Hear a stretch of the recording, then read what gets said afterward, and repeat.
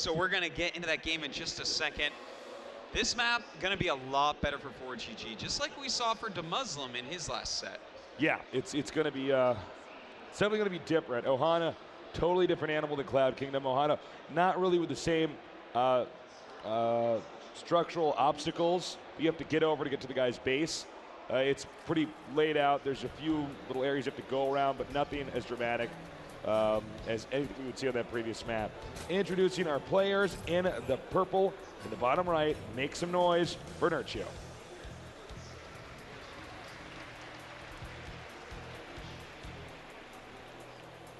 And in the red, in the upper left, we thought he was the favorite. He's an OSL champion. Give it up for ForGG.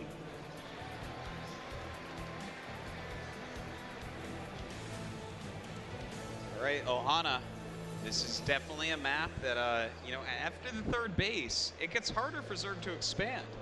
You have to move towards the Terran, and that's just always going to be tough. Yeah, you're absolutely right. The longer the game goes on, the harder it is for the Zerg. Occasionally we see Zergs actually deal with that by you know, doing an all-in. But then again, that's also sort of predictable. You know, you see players like DRG really hammer away with the Mutiling when the Terran's on 3 bases. Try to punish them, cripple them, do whatever it takes to get ahead. Sure. And now, as you can see here, now he's going to mine one little mineral just for the sake of timing. And then he's going to make a command center here. So a command center first build here by ForGG. Just pushing every little thing to the limit. Deciding, you know what is Nerchio going to do an early pool? No. You don't really 6 pool in this matchup, Tasteless. And even if you do and they go command center first, sometimes you can actually lose anyways. Yeah, it's pretty funny how that works out. All right, so the pool on the way now. First watchtower being peeked at by the drone. He's saying, all right, is ForGG going to do anything crazy? Is he going to rush me? Am I going to lose to something stupid I should never lose to? Nerchio being very cautious here, actually. And now, as you can see, checking for anything else hidden around his hatchery and sees there is no such thing. The Overlord gets over here and now knows that the command center's on the way. Yeah. You know, I love the scouting by Nerchio. That's something that we see out of him a lot, actually. He does not like to be cheesed. But anyways, back into this. With 2 queens on the way, no gas quite yet. You know, I wouldn't mind seeing Nerchio actually mix in a cheese build himself. ForGG has shown that either A, he's going to attack you very viciously early on, or B, he's going to be really, really greedy. And if he is really greedy, a cheese can catch him off guard and kill him. And if he does attack you early on, you know, having a few extra units isn't always a bad thing. Well said, Artosis. Now, this Overlord position here now is to check and see when are these 2 gases going to be taken, because you could tell a lot by what somebody's going to do if you see how many gases they're taking or how many gases they haven't taken, because if they haven't taken those gases, they only have minerals. If they only have minerals, they can only make stuff like Marines, and a lot of them. Yeah. Well, we have the 3rd command center and double gas on the way for ForGG, so a little bit more standard with his build this time. More down that DeMuslim route that we saw before. Getting that really strong economy going, and likely he'll go into reactored Hellions from here. Yeah, most likely. That's generally what we see them doing these days. So lots of SCVs still just being cranked out. Let's take a look at the worker count now. It is 23 to 27. So, you know, they're pretty even right now, because you got to factor in the fact that Terran has mules. And we can assume, well, I would assume that he's actually going to, no, he's going to wall in here. So maybe not get reactored Hellions right away. If he is going to get him, he's going to get him later. He wants to make sure he can't be Baneling busted here, because there's just no way it's cost efficient to use Banelings to blow up a barracks and then try to kill everything behind that wall. Yeah. Ooh. We actually have a double factory going down right now, Tasteless. He's walling in with barracks as well. When you go for a double factory, a lot of times you want to wall in with barracks. And in fact, he's making another barracks in his main as well. So this is not just for a wall. We're going to see Marines and a lot of factory units. I think we're going to see it open with Blue Flame Hellion and a bunch of Marines, and then maybe into double factory siege tanks after that. I think you're right. This is generally not a build that you just kind of casually play out. It has a lot of specific timings in there. You want to push out with those Blue Flame Hellions, do as much damage as is humanly possible, and then you, from there, you're hoping that your push is going to be incredibly effective. Yeah. Well, Nerchio, once again, teching up on 2 bases, as he is comfortable doing. He's getting some of his Zergling upgrades going, the speed, the +1 melee attack, getting that Baneling Nest as well, just in case, as well as the lair.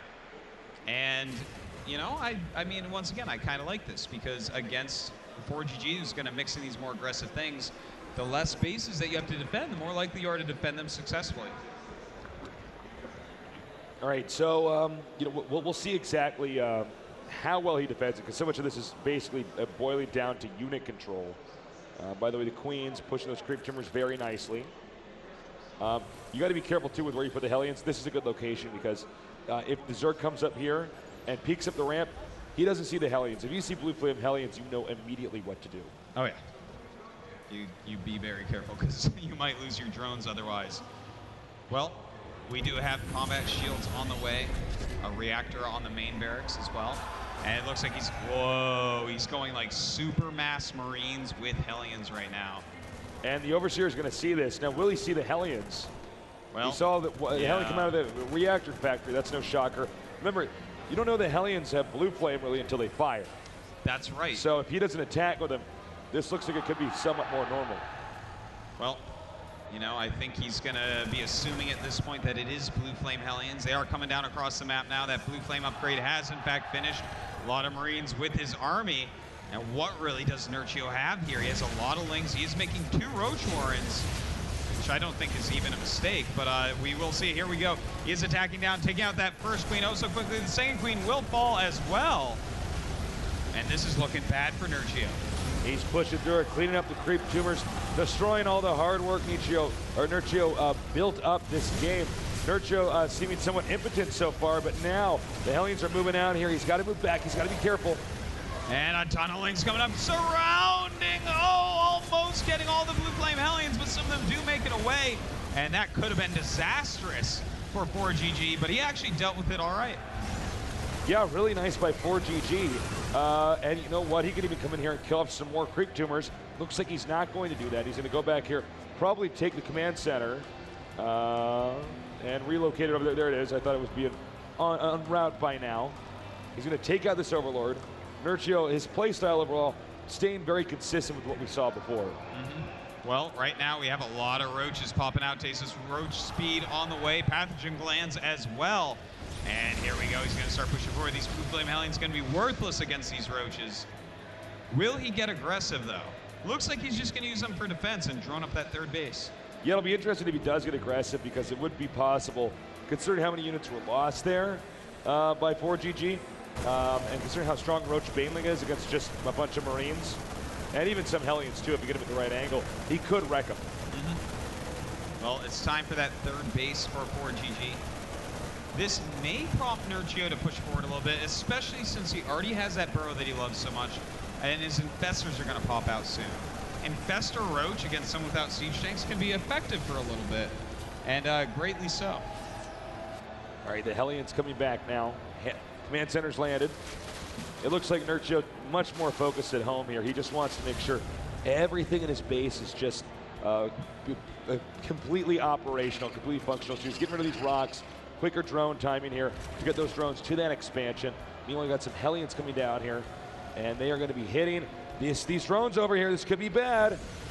And it looks like he will kill off a pretty decent amount of drones. A nice runaway there, not bringing everything so it doesn't line up.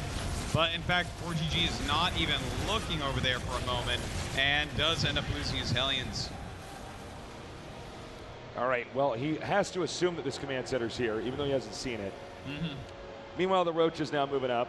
At this point in time, since there haven't been too many economic hiccups, we should see Nerchio, his supply just start to really get above ForGG's, unless there's a macro error here, because Zerg, when they get this many drones and they have the macro hatch and everything else going like that for them, they can just get a ton of units. It's insane. Yeah, it gets pretty out of hand pretty quickly. But what else is insane is the 3 factory Siege Tank Blue Flame Hellion And the just ton of barracks that we see out of ForGG, he's really skimped on medevacs to give his army more firepower. And against an army that's based partially off roaches, but mostly lings and infestors, this is a pretty decent counter here by ForGG. All right, infestors unburrowing and regrouping. And as you can see now, the supply starting to get a little bit ahead here for Nerchio. Actually, ForGG's macro is actually so good. I guess he's able to keep up right now. That's partially due to that third command center early on. And as you can see, because he got those blue flame Hellions early on like that, he needs to make up for that by getting, you know, those 3 factories. So he's got the 2 factories with the tech labs. He's gonna have more than enough siege tanks if Banelings come into play. Yeah, this is actually an old Puma style. He was the first player to really do it like this. But anyways, hold that thought. Wow, I was gonna say, no way could he base. attack from that angle. Trying to get another fungal growth off here. Pretty sick fungals, actually, to kill off really that many nice. Marines. Now there's a small group of Marines and 2 medevacs out here. Are they going to do enough damage? Or are they going to get caught by fungal growth? He has to avoid infestors or kill the infestors and then get out of there, because you know, if he doesn't, it's going to be bad news bears. By the way, it looks like, well, excuse me, no, he's going to turn around. Well, he's got to get out of there, man. Those infestors way too scary for that little group of Marines. And are they gonna be able to intercept this? Uh-oh. It looks like they are. A nice fungal growth once again, and Nerchio, a little mistake there, trying to catch the medevacs, but does end up catching a lot more of those Marines. And probably have to have one more fungal there, and it's been taken out. All right, so now the supply here. Nerchio only about a minute away from being maxed out here. Actually making 22 Zerglings right now. I'm sure many of which will be turned into Banelings. By the way, the Spire is just now starting. That is true, but you know what? He's got a ton of infestors out. This is one game, unlike the other one, where we haven't really seen Nerchio lose a whole lot of infestors. So he's got a great number right now at 13. That is scary indeed. But don't forget, a big portion of his army is roaches, which just don't have good upgrades right now and aren't that useful against Marine Marauder Siege Tank. Now there's already a Bro Zergling over here, and check this out. I think he's actually going to drop some creep. Yes, he absolutely is. ForGG having a hard time here. They are both maxed out now. But man, Nerchio will do whatever it takes to make sure your 4th base, or 3rd base for that matter, cannot get up. I love it.